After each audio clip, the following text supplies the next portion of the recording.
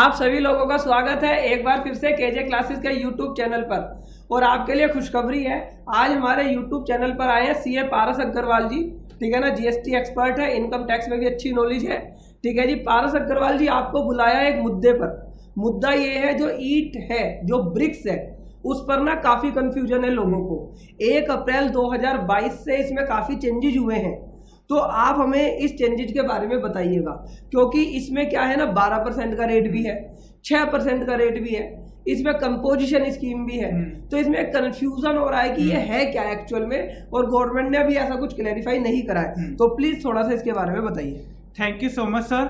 मैं ये बताना चाहता हूं कि जो 31 मार्च को 4 नोटिफिकेशन आई डिपार्टमेंट की तरफ से, उसमें जो हमारा 5% का रेट हुआ करता था उसको तो 12% डिपार्टमेंट ने करवा दिया। ठीक है, 5% से 12 कर दिया, मतलब हाँ। कि रेट बढ़ा दिया, ईटों को महंगा कर दिया। 1 अप्रैल 2022 से इसको एप्लीकेबल कर दिया। ओके, साथ साथ एक और नोटिफिकेशन निकाल के इन्होंने बोल दिया कि 12 की जगह आप 6% भी लगा सकते हैं। ओके, अब यहाँ पे टैक्स पेयर ये कंफ्यूज हो रहा है कि 12% लगाएं कि 6% लगाएं। ठीक है, ये कॉम्पोजिशन स्कीम है कि नहीं है।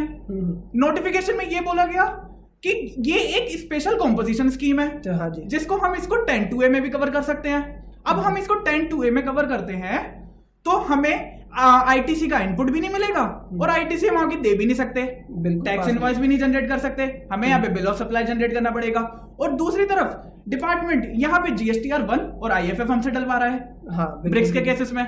तो हमें ये नहीं पता चल रहा कि हम रेगुलर टैक्स पेयर हैं कि जीएसटीआर 4 वाले पे सीएमपी 08 वाले हैं। तो हमें पता नहीं चल रहा कि हम कहाँ पे हैं, कि हम रेगुलर टैक्स पेयर हैं कि हम कॉम्पोजिशन में टैक्स पे करेंगे। और कॉम्पोजिशन में टैक्स पे करने के लिए तो हमें कॉम्पोजिशन में ऑप्ट करना पड़ता है। बिल्कुल ठीक है। फिर हमारे जितने भी पैन हो, मतलब हमारे इस पैन से रिलेटेड जितने भी रजिस्ट्रेशन हो, सबके सभी कॉम्पोजिशन में आ जाएंगे, हमारे सारे प्रोडक्ट्स कॉम्पोजिशन में आ जाएंगे। तो हमें वो या तो 10(1) या 10(2) के अकॉर्डिंगली हमें चलना पड़ेगा।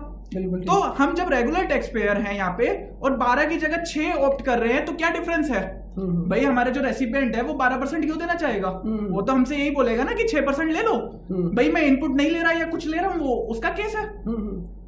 तो 6% का 12 से हमारे पास 6 लेके आए, उसमें ये बताया गया कि जब आप इनपुट पीछे से ले रहे हैं, सप्लायर ने जो आपको बिल दिया है उस पे जो आप इनपुट ले रहे हैं वो 12% पे तो लेंगे, लेकिन अगर आप 6% की इनवॉइसिंग कर रहे हैं तो वो इनपुट आपको नहीं मिलेगा। अच्छा, तो इसका मतलब अगर मैं 2 की बात करूं, कंक्लूड करें अगर हम 2 चीजों को, तो इसमें 2 रेट हो गए। एक हो गया 12% का रेट। तो 12% का रेट जो है, जैसे आपका पहले 5 का था ना, 12 का है, तो 12% के रेट में क्या होगा, आपको इनपुट भी मिलेगा और आप आगे इनपुट दे भी सकेंगे, सामने वाला भी ले सकता है। तो ये 12% का रेट इसमें आ जाएगा। लेकिन अगर आप 6% वाले में जाते हैं तो जो ब्रिक मैन्युफैक्चरर है, जो भट्टे वाले लोग हैं, वो लोग इनपुट नहीं ले पाएंगे, इनपुट नहीं ले सकते, लेकिन उनका जो रिसिपिएंट होगा वो इनपुट ले पाएगा 6% के केस में। बिल्कुल। अब इसमें जो तीसरी चीज है जो कंपोजिशन वाली है, उसमें क्या इशू है?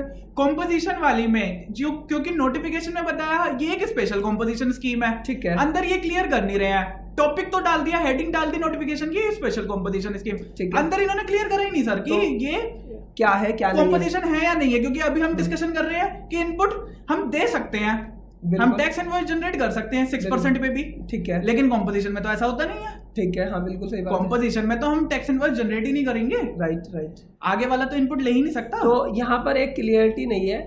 हालांकि जब आप नोटिफिकेशन की हेडिंग को पढ़ते हो तो वहां पर कंपोजिशन वर्ड लिखा हुआ है, स्पेशल कंपोजिशन।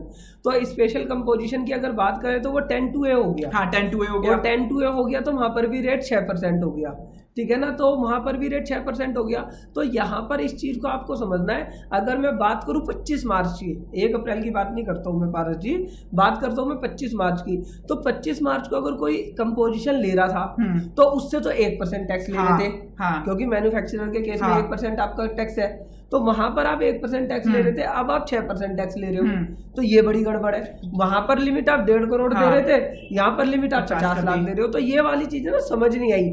या तो गवर्नमेंट को कहना चाहिए कि भाई ये 6% की कंपोजिशन है ही नहीं, हाँ ठीक है, ये सिर्फ 6% नॉर्मल वाला रेट है। सर यहाँ पे फिर डिपार्टमेंट ने क्या करा, एक साइमल्टेनियसली एक और नोटिफिकेशन रिलीज करी 31 मार्च को, और ये बताया कि ये 10(1) में कवर ही नहीं होगा।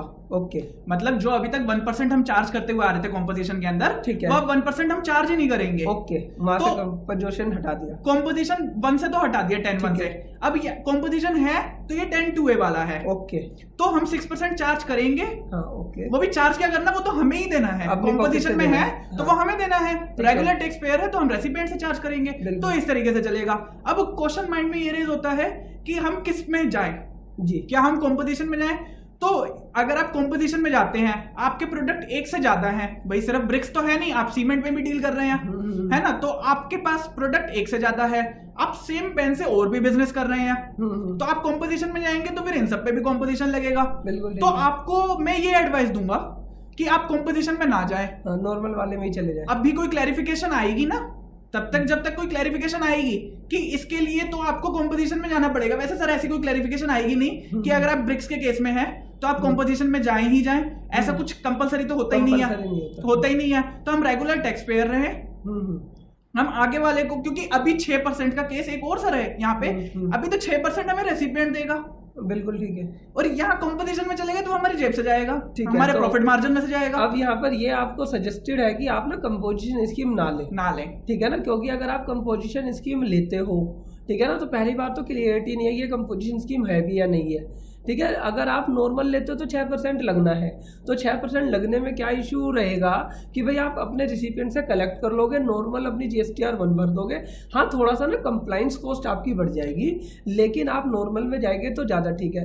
हाँ, उन लोगों के लिए ये हार्डशिप हो गई फिर जो पहले 1% पे दे रहे थे, हाँ, और अब उन्हें 6% पे देना पड़ेगा। सर हम तो यही कहेंगे कि उनका भी बिजनेस आगे और बढ़े, और 1% पे तो वैसे भी वो कब तक रहेंगे। नहीं 1.5 करोड़ वाले नहीं, वो 1.5 करोड़ की लिमिट थी ना, 1.5 करोड़ की लिमिट जो पहले कंपोजिशन में थे। अभी अगर आपने हाल फिलहाल में नोट कराओ ना, तो ईंटों के रेट्स ना बढ़ते जा रहे हैं, दिन पर दिन बढ़ रहे हैं। उसका रीजन कहीं ये भी है क्योंकि उन्हें GST भी तो पे करना पड़ रहा है ना जी। इसमें और कुछ हम ऐड ऑन करना चाहेंगे सर? इसमें एक स्पेसिफिक गुड्स वाला केस था कि वहां पे 40 लाख की लिमिट जो हमारी है ना, कि स्पेसिफिक गुड्स में 40 लाख की लिमिट वो ब्रिक्स के लिए हटा दी गई है।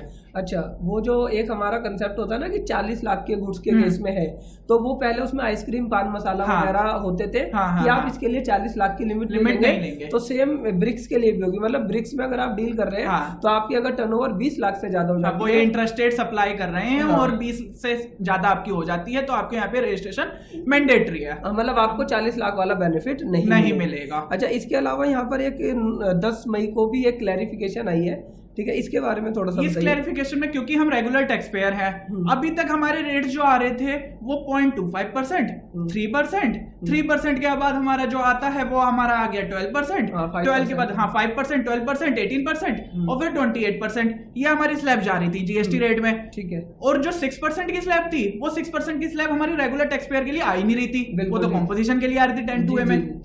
तो अभी जब हम GSTR 1 की और IFF की फाइलिंग कर रहे हैं, तो हम ये फेस कर रहे हैं कि वहां पे 6% को शो ही नहीं कर रहा है। ओके, तो इन्होंने एक क्लैरिफिकेशन दी है कि आप 5% में आप अपनी टैक्सेबल अमाउंट को डालें, ओके, और मैन्युअली जाकर टैक्स अमाउंट को आप अल्टर कर दें।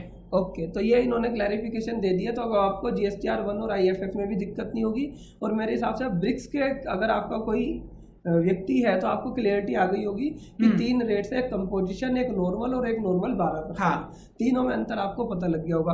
पारस जी, हम क्या वीडियो क्लोज कर सकते हैं या कुछ और कहना है? सर बस यही है अभी इतना, और कोई क्लैरिफिकेशन आएगी तो हम उसके बारे में भी डिस्कस करेंगे, और इस बारे में हमारी मैगजीन में भी पूरा डिस्कस करा जाएगा। जो भी क्लैरिफिकेशंस आ रही हैं, आपके कोई भी क्वेश्चंस हैं तो आप कमेंट सेक्शन में लिख के बताइए, आपके उन क्वेश्चंस को हम मैगजीन में आंसर करेंगे। ये जो चारों नोटिफिकेशन है ना पारस जी, हमने अपनी अप्रैल मैगजीन में दे दी थी, 31 मार्च को आई थी, लेकिन फिर भी हमने उसी मैगजीन में दे दी थी। और अब हम जून में क्या करने वाले हैं, जैसा आपने बताया, तो हम इसकी ना सारे FAQ बना लेते हैं। एक FAQ बना के सारा का सारा हम आपको इसमें तीनों रेट्स के बारे में डिस्क्राइब करते हुए, और ये भी बता देंगे कि कॉम्पोजिशन से रेगुलर टैक्स पेयर के लिए क्या बेनिफिट है।